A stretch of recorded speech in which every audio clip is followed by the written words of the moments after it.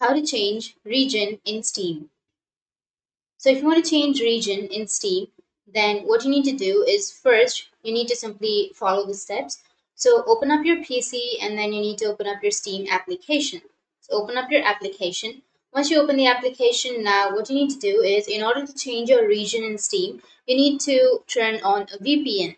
So you can simply go for any VPN that you have, like on your PC or on the application. You can simply go and open up any VPN or choose the country in which you would like to change your region. So once you've choose the VPN country or once you've connected to the VPN, now you just need to go for your profile, which is on the upper right. Click on your profile. Under your profile, you need to go for account details.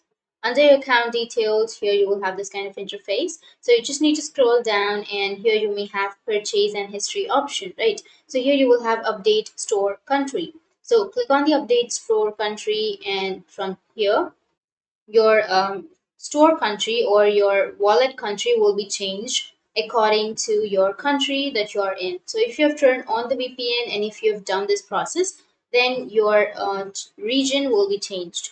So once you've connected to the VPN and tap on update store, then your region or your country will be updated. So that's how you can change. And if you have any questions, feel free to comment below. Thanks for watching.